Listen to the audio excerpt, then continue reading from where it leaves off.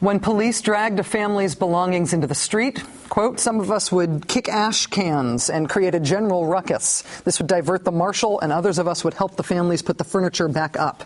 It was a war of attrition. Another account from the same time frame, same town, quote, we formed a squad. Someone would come in and say somebody was put out on the street, and so we would call this one, call that one, and say, how would you like to go help these people? We did that. Boys, girls, elderly men, young men, whoever. You just called somebody and said, hey, let's put the furniture back in. We talk about the Great Depression, not our own Great Recession, but the Great Depression of our grandparents and our great-grandparents' day. We tend to talk about hobos and Hoovervilles, people kicked out of their ordinary lives and roaming the countryside looking for work, lining up at soup kitchens or setting up camp in shacks made out of whatever spare wood or cast-off tin they could find in towns they called Hooverville after President Herbert Hoover, and it was not meant to be a compliment. But Americans who lived through the Great Depression did not necessarily move out of their houses or apartments quietly just because the landlord showed up and said they had to go. Some of them, a lot of them it turns out, stood their ground with help from their neighbors. The Americans of the Great Depression organized what became known as eviction defense, like the people putting the furniture back in I just quoted a moment ago from Brooklyn. Sometimes eviction resistance turned into eviction riots. They rioted in Chicago in August 1931. At least 3 protesters were killed there after 60,000 people marched against evictions. They rioted in the Bronx in 1932 after families went on rent strike over prices they could no longer afford. They rioted in Cleveland after a bank foreclosed on John and Sophie Sperenga, and the county sheriff kicked them out with their 4 children. In Cleveland, the local Small Home and Landowners Federation spread the alarm up and down the neighborhood streets. Thousands of people showed up, thousands of people, to defend the Sperenga family. Quote, as police arrived, they were greeted by taunts, jeers, and volleys of rocks, bricks, sticks, and even kitchen utensils. The officers responded with nightsticks, tear gas, and fire hoses. Reporter James Steele filed this account in The Nation in 1933. Quote, this is a crowd that won't scatter, a crowd that is strangely grim and determined. They were determined to defend that family in 1933, the depth of the Great Depression. Now, Cleveland is defending families again in Cleveland in 2011, not by throwing bricks and sticks and soup ladles, but by doing this. In Cleveland, they are pitching tents in the yards of a single mother with 2 kids and the sheriff on the way. If you're coming for her, you're coming for us. That's been the message from Occupy Cleveland.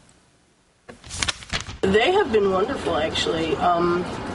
Keeping me company since last night when they started piling in and helping me get the place cleaned up a little more and organized so I can pack. You know, a lot of the people you've probably heard on the news have sort of been asking what the Occupy, whatever city you want to put in, they don't really know what they stand for. Has this told you, how has this told you more about what they stand for? They stand up for the little guy. Definitely. This is Main Street. Wall Street can take care of itself. Main Street needs everybody.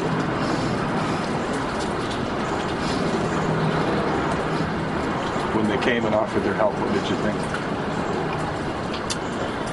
I thought, hey, it sounds like a crazy harebrained scheme. Let's try it. What the heck? I don't have anything more to lose. Occupy Elizabeth Summerer's backyard in Cleveland seems to have had an effect. She got a 30-day stay on her eviction, enough time to work out a deal with the bank or maybe a plan B, enough time that she and her kids didn't have to see their stuff hauled out into the street. Main Street turned out for her. Just months into the Great Recession, this nation bailed out the banks. An all come free, no rules financial sector had turned people's houses or mortgages into casino chips, which Wall Street made a ton of money trading amongst themselves before the whole thing blew up. Wall Street blew up, which blew up the whole economy. Millions of Americans were left without jobs and with these con artist mortgages that they couldn't pay. The banks, they got bailed out, but the people did not. If you're broke, just ask Elizabeth Summerer. If you're broke, there is very little help. In October alone, there were hundreds of thousands of foreclosures in this country. The banks seizing people's homes and throwing them out into the street. This conflagration in the economy started in 2008, but the foreclosure rate in this country is still rising. Technically, the Great Recession may not even be a recession anymore, but families are still having their possessions dragged to the curb. Good luck and right this way to the homeless shelter. Is that kind of treatment worth defending against? Is it worth coming to the defense of your neighbors now in 2011, just as people thought it was in 1931 and 1932 and 1933 and on and on? That's becoming the question now among the evolving 99% movement around the country. Ask the family in Atlanta, where the Occupy Atlanta protesters intervened in an eviction last month. Occupy Atlanta got kicked out of its downtown encampment, so they decided that instead they'd move to try to save a police officer's home. Ask the family in Rochester, New York, which almost lost their home to a foreclosure mill. To the foreclosure mill, incidentally, where the employees dressed up as families being kicked out of their homes as their costumes for the company Halloween party last year. That firm was trying to move in on a Rochester family to kick them out of their home before a group of experienced eviction defenders and new occupiers showed up to help them hold their ground. Ask the families in Minneapolis, where occupiers have shown up with a bullhorn and tents and taken direct action. Occupy has really made that leap and said it's time for us to mobilize actions off of the plaza and really enter Main Street in really a dramatic way. And so this is the first time that they've said, let's address real problems that real people are dealing with and see if we can help be a part of the solution. As fall set in, protesters from Occupy Wall Street around the country, particularly around the colder parts of the country, the 99%ers wondered if they could make it through the winter with maybe Quonset huts or cold weather survival gear. Then they wondered where they would go, how they would continue to occupy if police departments kept driving them away from public squares. Did occupying, showing up and staying put in a public space, was that fundamental to the ongoing effectiveness of the movement? And if it is fundamental, then how would they be able to keep occupying and where?